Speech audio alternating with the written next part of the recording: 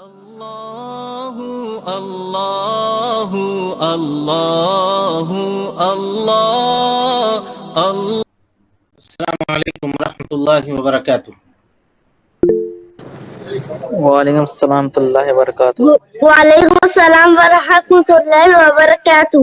الحمد للہ نحمده ونستعینه ونستغفره ونعوذ باللہ من شرور انفسنا ومن سیئات اعمالنا، من يهده الله فلا مضل له ومن يضلل فلا هادي له، واشهد ان لا اله الا الله وحده لا شريك له، واشهد ان محمدا عبده ورسوله، اما بعد فان خير الحديث كتاب الله، وخير الهدي هدي محمد صلى الله عليه وسلم، وشر الامور محدثاتها، وكل محدثة بدعة، وكل بدعة ضلالة، وكل ضلالة في النار۔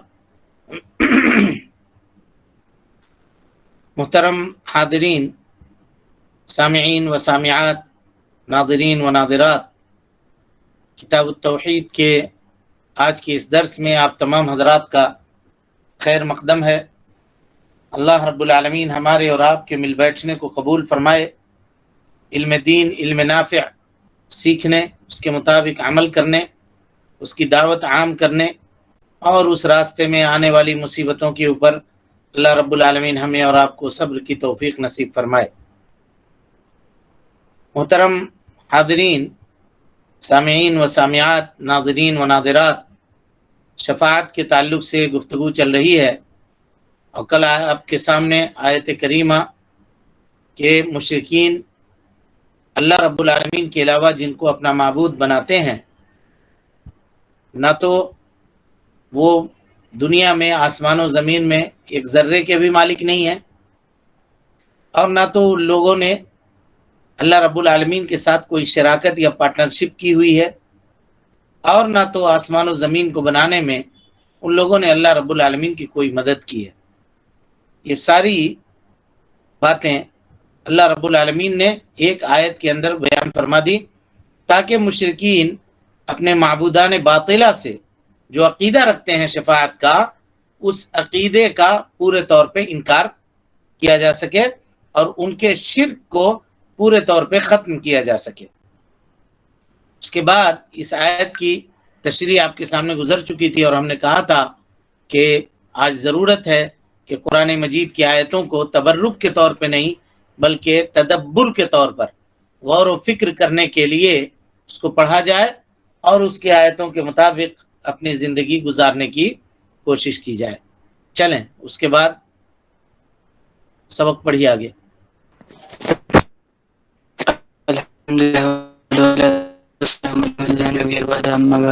فاعوذ باللہ من الشیطان الرجیم، بسم اللہ الرحمن الرحیم۔ شیخ الاسلام ابو العباس ابن تیمیہ رحمہ اللہ فرماتے ہیں، اللہ تعالیٰ نے اور تمام مخلوق سے ان باتوں کی نفی کر دی جن سے مشرکین استدلال کرتے تھے۔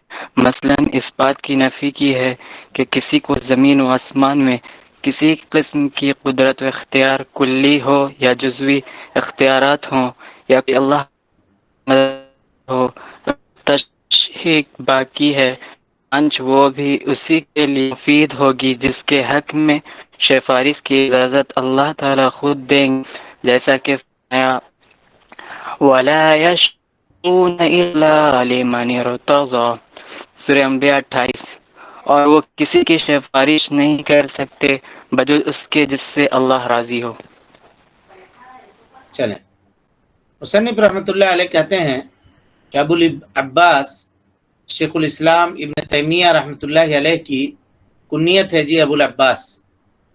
کہتے ہیں ابو العباس ابن تیمیہ رحمۃ اللہ علیہ کہتے ہیں کہ اللہ رب العالمین نے ان دو آیتوں میں، جو آیتیں آپ کے سامنے گزر چکی پہلے، ان دو آیتوں میں اللہ رب العالمین نے مشرکین کے تمام چیزوں کا جس سے وہ اپنے دل کو لگا کر کے رکھتے ہیں اس کی نفی کر دی، اور حقیقت میں اللہ رب العالمین نے پورے طور پر مشرکین کا جو طمع ہے، ان کی جو ہرس اور لالچ ہے ان لوگوں سے، اس کا اللہ رب العالمین نے خاتمہ کر دیا اپنے معبودان باطلہ کے ساتھ۔ اللہ تعالیٰ فرماتا ہے، نفی کر دی اللہ رب العالمین نے کہ کوئی بادشاہ نہیں ہے اللہ رب العالمین کے علاوہ، ایک ذرے کا بھی مالک نہیں ہے آسمان و زمین میں. اور اسی طریقے سے چلیے ذرہ چھوڑ دیجئے، مالک ہونا چھوڑ دیجئے، قسطوار طور پہ شراکت ہو اس کی کا وہ بھی نہیں ہے. اللہ رب العالمین کا کوئی مددگار بھی نہیں ہے. اب چوتھی چیز باقی بچی، وہ یہ کہ شفاعت. تو اللہ رب العالمین نے اس کی نفی کر دی، کہا کہ شفاعت کسی کے لیے فائدہ مند نہیں ہوگی مگر جس کے لیے اللہ رب العالمین اجازت دے. اور اللہ تعالیٰ مشرکوں کے لیے کبھی بھی اجازت نہیں دے گا. مشرکوں کے لیے شفاعت نہیں ہوگی اللہ کے نبی صلی اللہ علیہ وسلم کی، اور مشرکوں کو شفاعت کچھ بھی فائدہ قیامت کے دن پہنچانے والی نہیں ہوگی، بلکہ یہ سارے کے سارے لوگ، سارے کے سارے مشرکین اپنے شرک کی وجہ سے، اپنے جرم کی وجہ سے جہنم میں ہمیشہ ہمیش کے لیے جلیں گے. اللہ رب العالمین ہماری اور آپ کی حفاظت فرمائے. جیسا کہ اللہ رب العالمین فرماتا ہے وَلَا يَشْفَعُونَ إِلَّا لِمَنِ ارْتَضَى، وَلَا يَشْفَعُونَ إِلَّا لِمَنِ ارْتَضَى. یہ جو شفاعت ہے، یہ اللہ رب العالمین نے اس شفاعت کے ذریعے، یعنی اس آیت کے ذریعے سے، غور سے سنیے گا، مشرکین کے گمان کو توڑ دیا پورے طور پر. کیونکہ مشرکین کے شرک سے اللہ تعالیٰ کبھی راضی نہیں ہے.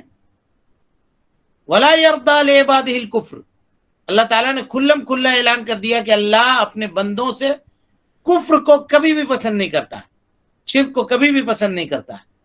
تو مشرکین کے لیے یہ اجازت ہوگی ہی نہیں. اب جو اپنے معبودان سے، جن کو، جو معبودان باطلہ جن کو بنا کر کے یہ عبادت کر رہے ہیں یا ان کی پوجا کر رہے ہیں یا ان کے مزاروں پہ جا رہے ہیں، ان سے یہ امید لگائے ہوئے ہیں، وہ لوگ بھی ان کے جانب سے قیامت کے دن سفارش نہیں کریں گے. اور یہ شفاعت منفیہ ہے یا شفاعت منتفیہ ہے کہ قیامت کے دن یہ سفارش ہوگی ہی نہیں، جس کا انکار قرآن مجید نے اس آیت کریمہ کے ذریعے فرما دیا. چلیں، پس وہ سفارش جس کے مشرکین قائل ہیں قیامت کے دن معدوم ہوگی، یعنی ان کو حاصل نہیں ہو سکے گی، جیسا کہ قرآن مجید نے اس کی نفی کی ہے.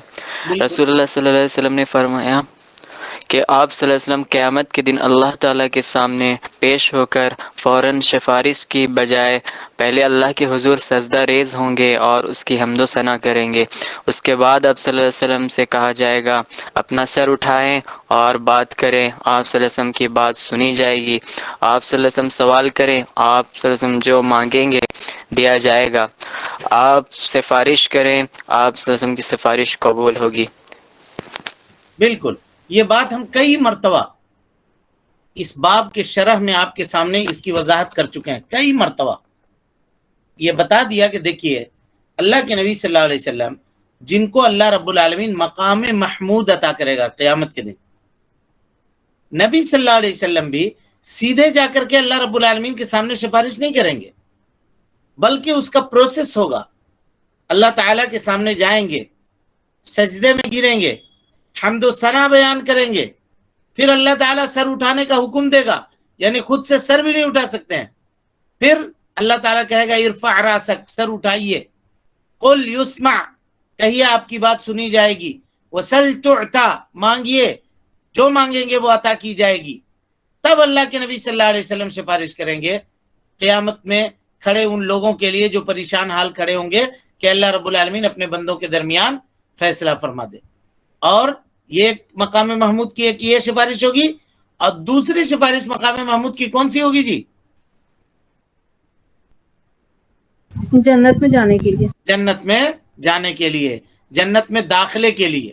اللہ تعالیٰ جزائے خیر دے. جنت میں داخلے کے لیے جو سفارش ہوگی وہ دوسری، یعنی مقام محمود دو طرح کی سفارش ہوگی. ایک کہیے گا کہ اللہ تعالیٰ اپنے بندوں کے درمیان فیصلہ کرے، وہ سفارش. اور دوسری سفارش جنتی جب جنت کے دروازے پر کھڑے ہوں گے تو اللہ کے نبی صلی اللہ علیہ وسلم جنت میں داخلے کے لیے ان کی سفارش کریں گے. چلیں، شیخ یہاں پہ ایک سوال ہے.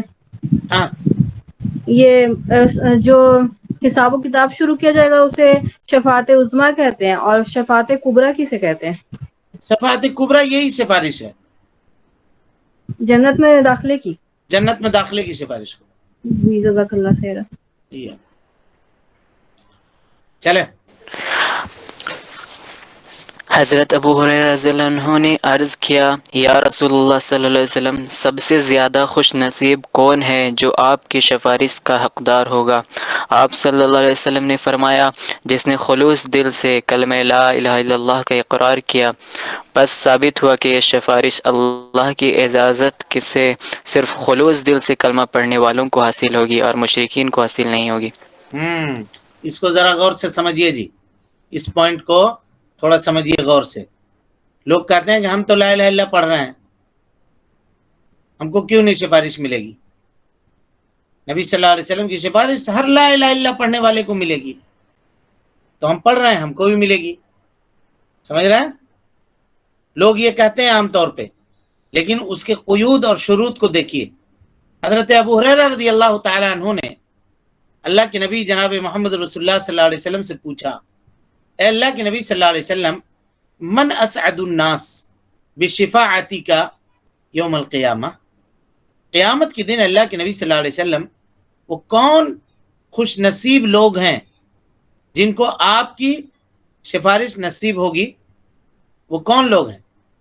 تو آپ صلی اللہ علیہ وسلم نے جواب دیا، من قال لا الہ الا اللہ، جو لا الہ الا اللہ کہے خالصا من قلبہ، یعنی لا الہ الا اللہ محمد الرسول اللہ دونوں اقرار کرنا پڑے گا.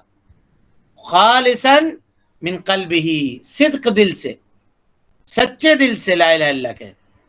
اور ایک دوسری روایت میں ہے آپ صلی اللہ علیہ وسلم نے فرمایا فَهِيَ نَائِلَةٌ، میری یہ سفارش ملے گی ہر اس شخص کو من مات من امتی، جو میری امت کا آدمی مر جائے لا یشرک باللہ شیئا، اور اللہ رب العالمین کے ساتھ کسی کو شریک نہ ٹھہراتا ہو، سفارش اس کو ملے گی. یہ دو طرح کی روایتیں ہیں، حضرت ابو ہریرہ رضی اللہ تعالیٰ عنہ سے مروی، دونوں کا ایک ہی معنی ہے. پہلی روایت میں کہا کہ جو آدمی کہے لا الہ الا اللہ خالصا من قلبہ، صدق دل سے، اور دوسرے میں کہا کہ وہ آدمی جو کبھی لا الہ الا اللہ کہے اور اس کی موت اس حال میں ہو کہ وہ شرک کرنے والا نہ ہو، اس نے شرک نہ کیا. اب اگر کوئی شخص صرف زبان سے لا الہ الا اللہ کہتا ہے، دل سے نہیں کہتا ہے جی، جیسا کہ منافقین کرتے تھے، تو کیا ان کو لا الہ الا اللہ فائدہ پہنچائے گا؟ ہرگز نہیں. ہرگز نہیں پہنچائے گا.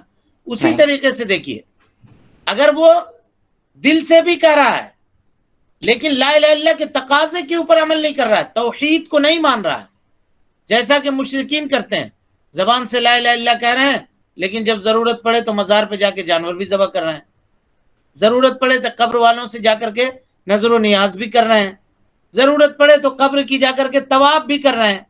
تو کیا یہ لوگ صدق دل سے لا الہ الا اللہ کہنے والے لوگ ہوں گے؟ نہیں. ہوں گے. اسی طریقے سے لا الہ الا اللہ پڑھ رہا ہے، ہاں جی غور سے سنیے اس بات کو، لا الہ الا اللہ پڑھ رہا ہے، اقرار کر رہا ہے، لیکن یہ کہہ رہا ہے کہ ہم لا الہ الا اللہ مانیں گے، محمد رسول اللہ نہیں مانیں گے، یا ارکان ایمان جو ہیں 6 ان میں سے کسی ایک کو کہے گا کہ ہم نہیں مانیں گے، تو وہ اس کو ہوگا، اس کو سفارش نصیب ہوگی؟ نہیں. بالکل نہیں ہوگی. اسی طریقے سے لا الہ الا اللہ پڑھ رہا ہے اور اس کے لا الہ الا اللہ کے تقاضوں میں سے سب سے بڑا تقاضا جو ہے وہ نماز ہے، اس کو چھوڑ رہا ہے، تو سفارش ملے گی نبی صلی اللہ علیہ وسلم کی؟ نہیں. یہاں پہ بہت کم لوگ بولے، یہاں پہ کم لوگ کیوں بولے جی؟ نہیں ملے گی شیخ، نہیں ملے گی. کیوں؟ اس میں کسی کو شبہ ہے کیا؟ نہیں. اب اللہ رب العالمین یہ اللہ کے نبی صلی اللہ علیہ وسلم نے کہا، دیکھیے خالصا من قلبہ، وہ آدمی صدق دل سے لا الہ الا اللہ کرنے والا کیسے ہو سکتا ہے جب وہ کلمے کا جو تقاضا ہے اس کو پورا نہ کرے، نماز ادا نہ کرے، کیسے کر سکتا ہے؟ جبکہ اللہ تعالیٰ قرآن مجید میں کہتا ہے اقیموا الصلاۃ ولا تکونوا من المشرکین، نماز پڑھو مشرکوں میں سے مت ہو جاؤ. اس کا الٹا معنی کیجئے، بے نمازی مشرک ہے، سیدھا معنی ہوتا ہے اس کا۔ اسی طرح سے اللہ رب العالمین نے مشرکوں کے لیے کہا فَإِن تَابُوا، اگر وہ توبہ کر لیں، وَأَقَامُوا الصَّلَاةَ، نماز قائم کریں، وَآتُوا الزَّكَاةَ، زکوٰۃ دیں، فَإِخْوَانُكُمْ فِي الدِّينِ، وہ تمہارے دینی بھائی ہیں، ان کو اپنا بھائی بنا لو۔ لا الہ الا اللہ کا اقرار کرے، نماز ادا کرے، زکوٰۃ دے، بس۔ سمجھ ماری بات؟ جی جی۔ تو کہیے گا کہ جس طرح سے ایمان کے 6 ارکان میں سے کسی ایک رکن کا انکار کرے گا، لا الہ الا اللہ پڑھے گا، لیکن کہے گا ہم کتاب پہ ایمان نہیں لائیں گے، ہم یوم آخرت پہ ایمان نہیں لائیں گے، ہم مرنے کے بعد دوبارہ زندہ ہونے پر ایمان نہیں لائیں گے، تقدیر پر ایمان نہیں لائیں گے، تو لا الہ الا اللہ کا پڑھنا اس کو فائدہ دے گا؟ جی نہیں، ہرگز اس نہیں۔ فائدہ نہیں دے گا، اور ایسا آدمی کافر ہوگا، اور اس کو نبی صلی اللہ علیہ وسلم کی سفارش قیامت کے دن نصیب نہیں ہوگی۔ اس لیے ضروری ہے کہ لا الہ الا اللہ پڑھنے والا آدمی صدق دل سے لا الہ الا اللہ پڑھے، اور کلمے کے ارکان کے اوپر، ایمان کے ارکان کے اوپر پورے طور پہ عمل کرنے والا ہو، اور پورے طور پہ وہ موحد ہو، مشرک نہیں ہو، کافر بھی نہیں ہو، تو اللہ رب العالمین کے حکم اور اس کے فضل اور اس کے توفیق سے قیامت کے دن اس کو نبی صلی اللہ علیہ وسلم کی شفاعت نصیب ہوگی، جو کافروں کو بھی نہیں ملے گی اور مشرکین کو بھی نہیں ملے گی۔ چلیے، اس کی حقیقت یہ ہے کہ اللہ تعالیٰ مخلص اہل توحید پر اپنا خصوصی فضل فرمائے گا، اور جن لوگوں کو سفارش کی اجازت دے گا ان کی دعا کے سبب اہل توحید کی مغفرت کرے گا۔ اس طرح سفارش کرنے والے رسول اللہ صلی اللہ علیہ وسلم کا اکرام کرے گا اور وہ مقام محمود پائیں گے۔ پس جس شفاعت کا قرآن نے انکار کیا ہے اس سے مراد وہ شفاعت ہے جس میں شرک کی آمیزش ہو۔ یہی وجہ ہے کہ متعدد مقامات پر اپنی اجازت سے شفاعت کا اثبات کیا جا رہا ہے، اور نبی صلی اللہ علیہ وسلم نے صاف صاف فرمایا ہے کہ شفاعت صرف اہل توحید اور اہل اخلاص کے لیے ہی ہوگی۔ سمجھ میں آئی یہ بات جو پڑھے مفیظ؟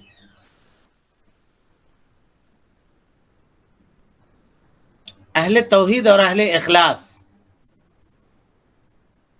کچھ آپ کو سمجھ میں آیا؟ اہل توحید کن کو کہہ رہے ہیں اور اہل اخلاص کس کو کہہ رہے ہیں؟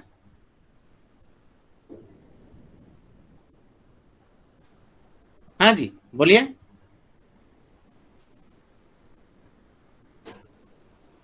بولیے۔ دونوں ایک ہی لوگ ہیں، جو اہل توحید ہے وہی اہل اخلاص ہے۔ اور کچھ لوگوں نے کہا کہ نہیں، الگ الگ کیجئے، کہا اہل توحید وہ لوگ ہیں جو توحید کے اوپر قائم ہیں، اور اہل اخلاص وہ لوگ ہیں جو اپنی پوری زندگی نبی صلی اللہ علیہ وسلم کی سنت کے مطابق گزارنے والے ہیں۔ سمجھیے گا دونوں قول کو، سنت کے مطابق گزارنے والے ہیں، ہے نا؟ اب اس سے یہ پتا چلا اگر اس کو سنت کے باب میں مانیں گے تو بدعتی کو بھی سفارش نہیں ہوگی۔ اور اس کی تائید میں وہ روایت آتی ہے جس میں حوض کوثر سے یہ لوگ بولیے بھگا دیے جائیں گے۔ نبی صلی اللہ علیہ وسلم اپنے حوض میں اس کو پینے کی اجازت ان کو نہیں دیں گے، اور جب وہاں پینے کی اجازت نہیں ہوگی تو یہ بدعتی محروم ہوں گے سفارش سے۔ لیکن یہ ایک قول ہے علماء کا، زیادہ صحیح بات یہ ہے کہ اہل اخلاص سے مراد اہل توحید ہی ہیں، یعنی وہ لوگ جو توحید صدق دل سے ماننے والے ہیں، اس کے ارکان، اس کے تقاضے اور اس کے تمام مقتضیات کو مکمل کرتے ہوئے اپنی زندگی گزارنے والے ہیں یہ لوگ۔ اب یہاں ایک اور پوائنٹ کو آپ لوگ سمجھیے غور سے، شفاعت کی حقیقت کیا ہے؟ یہ دراصل شفاعت جو ہے جی، یہ اللہ رب العالمین کی طرف سے فضل اور اس کا احسان ہے، دونوں کے لیے۔ جو سفارش کرے گا ان کے لیے بھی، اور جن کے لیے سفارش کی جائے گی ان کے لیے بھی، ان دونوں کے لیے۔ ورنہ کوئی آدمی یہ نہیں کہہ سکتا ہے کہ میرا اللہ رب العالمین کے اوپر حق ہے کہ میں سفارش کروں گا، میں نیک عمل کرتا ہوں. اللہ کے اوپر کوئی بھی آدمی اپنا حق واجب نہیں کر سکتا. سمجھ ماری بات؟ جی سارے لوگوں کو آ رہی سمجھ میں؟ جی جی شیخ جی. ہم نے پہلے آپ کو بتایا تھا ایک فرقہ ہے جو یہ کہتا ہے کہ اگر ہم نیکی کریں تو اللہ تعالیٰ کے اوپر واجب ہے کہ اللہ تعالیٰ ہم کو جنت میں ڈالے. کوئی نام بتا سکتا ہے اس فرقے کا؟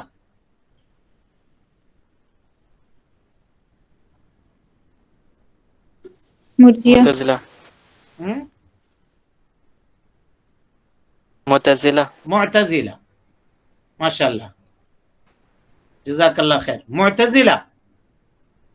معتزلہ کہتے ہیں یہ حدیث جب معاذ ابن جبل کی حدیث آئی تھی، اتدری ما حق اللہ علی العباد وما حق العباد علی اللہ، نبی صلی اللہ علیہ وسلم نے معاذ ابن جبل سے پوچھا تھا کہ بندوں کا حق اللہ کے اوپر کیا ہے، اللہ کا حق بندوں کے اوپر کیا ہے. تو وہاں ہم نے بتایا تھا کہ بندہ کوئی بھی حق اللہ کے اوپر واجب نہیں کر سکتا. اللہ نے اپنے لیے وہ حق خود سے اپنے اوپر رکھا ہے، ہم اس کے اوپر واجب نہیں کر رہے ہیں زبردستی، کیونکہ ہم کو اللہ رب العالمین سے زبردستی کرنے کا حق نہیں ہے. ہم عبادت کریں بھی تب بھی اللہ کی مرضی اور اس کے مصلحت میں ہے. اگر چاہے تو قبول کر کے جنت دے، نہیں چاہے گا تو پوری زندگی کی عبادت کو ریجیکٹ کر دے گا. کوئی زبردستی اس سے کر سکتا ہے؟ نہیں کر سکتا. نہیں. تو یہ بات سمجھنے کی ہے. جو لوگ یہ پیروں کو اور دوسرے لوگوں کو سفارش کے نام پہ مانتے ہیں اور یہ کہتے ہیں کہ نہیں انہوں نے تو اتنے آدمی کو مسلمان کیا. خواجہ غریب نواز جس کو کہتے ہیں، معین الدین چشتی جو اجمیر میں جن کا مزار ہے، وہ پوچھے کہ کیوں جاتے ہو بھائی تم لوگ ان کے مزار میں، کیوں جاتے ہو؟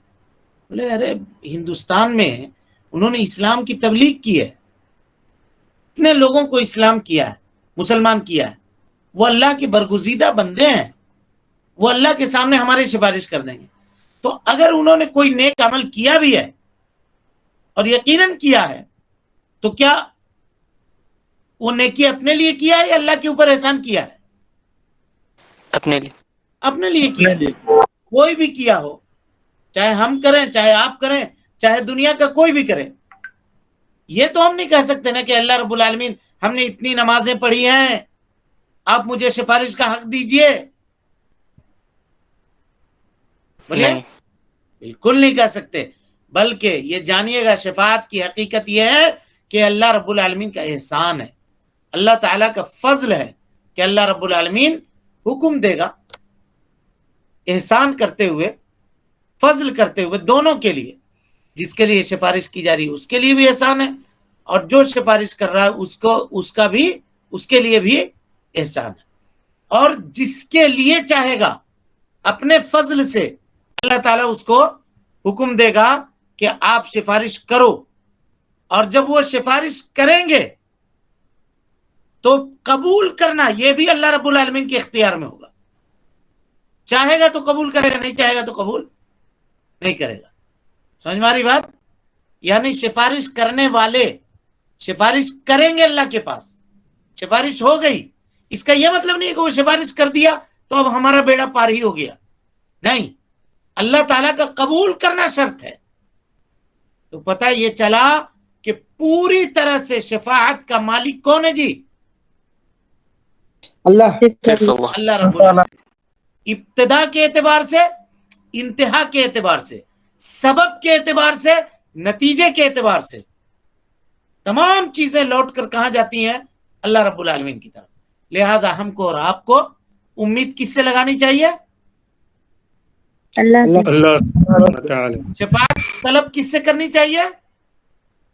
اللہ اللہ تعالی سے. سے. اللہ سے. سے اللہ تعالیٰ سے. سمجھ ہو گیا؟ کلیئر ہو گیا معاملہ؟ جی جی. جی. اس کے بعد مصنف رحمۃ اللہ علیہ کہتے ہیں کہ اللہ تعالیٰ نے جن آیتوں کے اندر شفاعت کا انکار کیا ہے اس سے مراد شفاعت منفیہ ہے، اور وہ کون کون ہے وہ ہم آپ کو بتا چکے ہیں پہلے کہ کون کون سفارش ہے جو قیامت کے دن نہیں ہوگا. اور اس کے بعد اللہ رب العالمین نے شروط اور قیود کے ساتھ شفاعت کا اس بات بھی کیا ہے جس کو ہم شفاعت مثبتہ کہتے ہیں. چلیں. مسائل.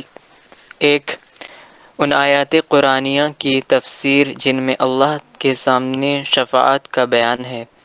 بالکل، وہ جتنی آیتیں ہم لوگ پڑھے ابھی تک ان کی تفسیر بھی پڑھے. چلیے. جی. دو، ناقابل قبول شفاعت کی وضاحت ہے. ناقابل قبول شفاعت کی وضاحت ہے. کتنے پوائنٹ کے اوپر ہے بتائیے؟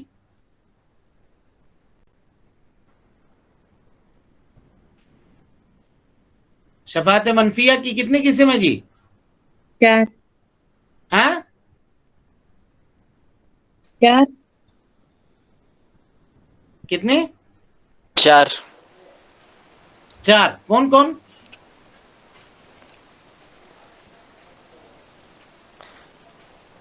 مشرک کی نہیں ہوگی اور مشرک کے لیے نمبر 1. چلیے بغیر بولیے اللہ جلدی کی سے. اجازت اللہ بغیر تعالیٰ کی اللہ کی اللہ کی اجازت کی مرضی. جانے والی کی سفارش نہیں کرے گا. ہاں بغیر اجازت، یہ 2. نمبر 3. جس کے لیے کی جا رہی ہے اللہ اسے راضی ہے یا 4. نہیں. راضی. سفارش جس کی امید معبود باطلانہ سے لگائے ہوں گے وہ سفارش کریں گے یا نہیں ہاں، اجازت. معبودان باطلہ سے جو لوگ امیدیں لگائے ہوئے ہیں. یعنی شفاعت منفیہ کو 4 حصوں میں تقسیم کیا جا سکتا ہے. پہلا وہ شفاعت جو مشرکین اپنے معبودان باطلہ کے ساتھ امید رکھتے ہیں کہ یہ لوگ سفارش کریں گے، یہ کبھی بھی نہیں ہوگا. نمبر 2، اللہ تعالیٰ کی اجازت کے بغیر سفارش کبھی نہیں ہوگی.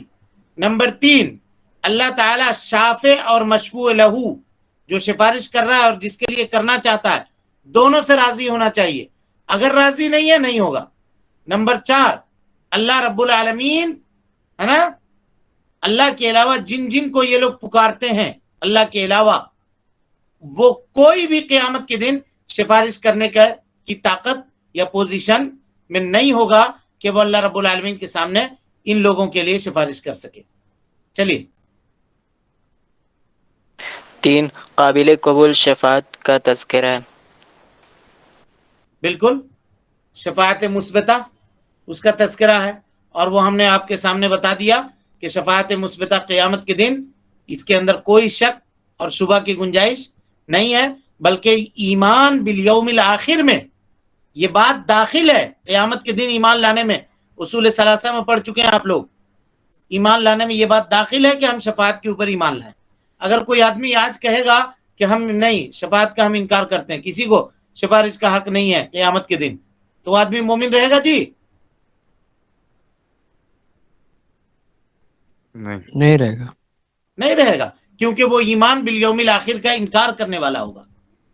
ایمان بالیوم الآخر کا انکار کرنے والا. اصول ثلاثہ میں پلٹ کر دیکھیے، اس میں ہم نے کچھ پوائنٹس بنوائے تھے اور ہر ایک پوائنٹ کو الگ الگ وضاحت کیا تھا کہ ایمان بالیوم الآخر میں پہلے موت، اس کے بعد قبر، اس کے بعد حشر، اور اس کے بعد جنت و جہنم، اور اس کے اندر پائی جانے والی ساری چیزیں، اور بلکہ اس سے میں قیامت کا تذکرہ، دجال کا تذکرہ، علامات ساعت کا تذکرہ. ان میں سے کسی کا بھی کوئی انکار کرے، جیسے کوئی کہے کہ نہیں دجال نہیں ہوگا، بیکار کی بات ہے، تو وہ مومن رہے گا؟ نہیں. بالکل نہیں رہے گا، بالکل نہیں. اسی طرح کی بات ہے کہ اگر کوئی شفاعت کا انکار کرے اور کہے کہ نہیں ہم سفارش کو نہیں مانیں گے، نہیں ہوگی قیامت کے دن سفارش، تو کہیں گے کہ تم ایمان بالیوم الآخر میں مکمل نہیں ہو اور تم مومن نہیں ہو. چلیے. 4، شفاعت کبریٰ کا ذکر ہے جسے مقام محمود بھی کہتے ہیں. جی ہاں، ٹھیک ہے. 5، اور ہم نے یہ بتایا کہ یہ 2 طرح کی ہوگی، یہ 2 طرح کی ہوگی سفارش، ایک شفاعت عظمیٰ، دوسری کبریٰ. عظمیٰ جو اہل موقف کے لیے میدان محشر میں کھڑے ہوئے لوگوں کے لیے ہوگی نبی صلی اللہ علیہ وسلم کی سفارش، اور دوسری جنت میں داخلے کے لیے ہوگی. 5، آن صلی اللہ علیہ وسلم کی شفاعت کے انداز کا بیان کہ آپ جاتے ہی شفاعت نہیں کریں گے، بلکہ سب سے پہلے آپ اللہ کے حضور سجدہ ریز ہوں گے، پھر اجازت ملنے پر شفاعت کریں گے. بالکل، یہ کئی مرتبہ 6، بات آ چکی ہے. شفاعت کے سب سے زیادہ ساتھ عادت مند آدمی کا بیان ہے۔ صحیح بات ہے۔ کون ہے؟ من قال لا الہ الا اللہ خالصا من قلبہ، اور ایک جگہ کہا من مات من امتی لا یشرک باللہ شیئا۔